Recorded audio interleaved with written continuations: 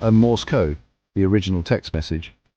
In 1838, artist Samuel Morse invented this dot-dash language to send the world's first instant messages. It saved lives during disasters when other tech failed.